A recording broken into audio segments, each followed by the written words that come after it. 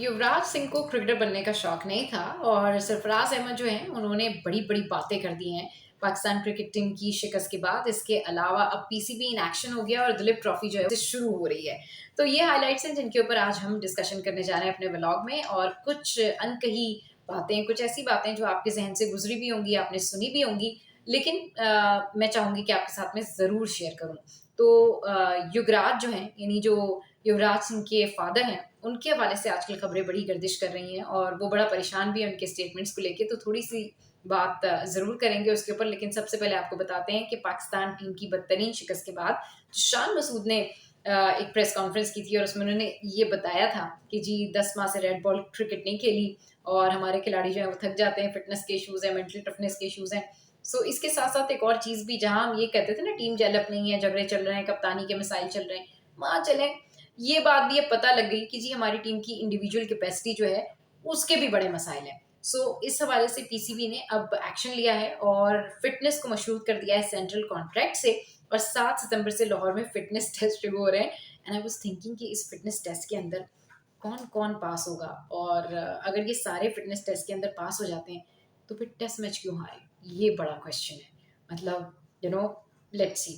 अच्छा, तो ये तो पीसीबी का एक्शन हो गया। इसके अलावा सरफराज अहमद जो है वो कहते हैं जी अब जो कप्तान होना चाहिए ना, वो पाकिस्तान के लिए मुस्तकिल बुनियादों पर होना चाहिए, और ऐसा कप्तान ढूंढे जनाब, जो कप्तान जो है वो पाकिस्तान के काम आ सके, मतलब पाकिस्तान टीम के काम आ सके। ये ना हो कि या तो वो अपने लिए खेल रहा हो, या फिर वो अपने रिकॉर्ड्स के लिए खेल रहा हो, या फिर वो अपने दोस्तों को मिला के खेल रहा हो। इशारा आप समझ गए होंगे। बाबर आजम के उरूज और जवाल की कहानी भी मैं आपके साथ में जरूर शेयर करूंगी, लेकिन अभी शान मसूद के ऊपर तनकीद की जा रही है उनकी प्रेस कॉन्फ्रेंस के बाद। तो ये सारी सूरत हाल है जो कि मैंने आपके साथ में शेयर की। तो जनाब ये सारे इश्यूज हैं जो कि मैंने आपके साथ में जो है वो डिस्कस करने हैं।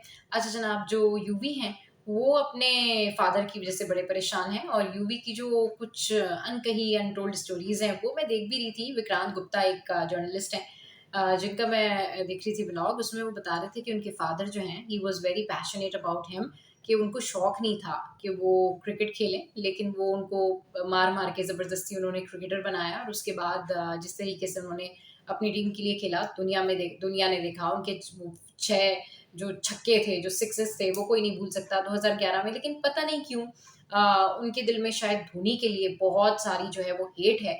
और obviously it's all about luck, it's all about अब क्या कह सकते हैं, दोनों ही उनके लिए तो एक बड़े प्लेयर हैं, और दोनों ने ही अपनी टीम के लिए काफ़ी अच्छा जो है वो सर्व किया है। बट इस तरह की जो खबरें थी वो गर्दिश करी थी, तो मैंने कहा मैं ज़रूर आप लोगों के साथ में ये स्टोरी शेयर करूं कि युवराज सिंह भी अपने फादर के स्टेटमेंट से जो है काफ़ी ज़्यादा परेशान है।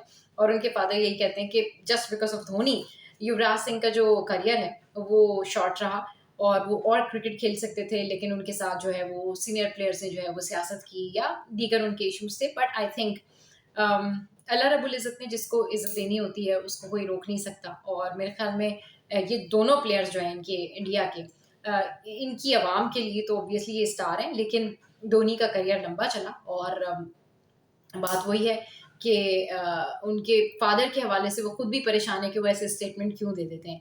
अच्छा जनाब, तो ये हो गया एक इशू। अच्छा, दूसरी बात ये कि अब हमारी टीम की जो परफॉर्मेंस जा रही है, हमारी टीम की जो परफॉर्मेंस है उसके ऊपर शान मसूद की जो प्रेस कॉन्फ्रेंस थी उसके बाद अब सख्त एक्शन करी है पीसीबी। अच्छा, उसके बाद अब कुछ बात करते हैं। सरफराज अहमद ने यही कहा है कि हमें एक ऐसा कैप्टन चाहिए जो मुस्तकिल बुनियादों पर हो। सरफराज अहमद ने बताया कि भाई हम सोच रहे हैं कि इस तरह का कैप्टन होना चाहिए। इसके अलावा अब दिलीप ट्रॉफी जो है वो कल से शुरू होने जा रही है, और दिलीप ट्रॉफी का आगाज़ होगा कल से।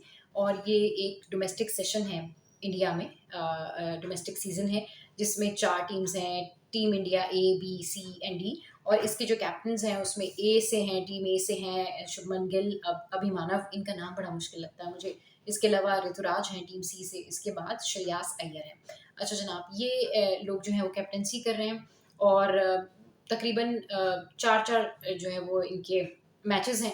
और कल जो है ये मैच बेंगलुरु में और कर्नाटका में होने जा रहा है। बी और सी या फिर ए और डी के दरमियान ये मैच है। तो कल से ये ट्रॉफी शुरू होने जा रही है। इसका जो फॉर्मेट है वो नॉकआउट है, और इसमें जो सबसे ज़्यादा रन्स किए हैं वो वसीम जाफर ने किए हैं अब तक। और इसके अलावा हिरमानी करके कोई इनके प्लेयर हैं जिन्होंने सबसे ज़्यादा विकेट्स इसमें हासिल किए हैं।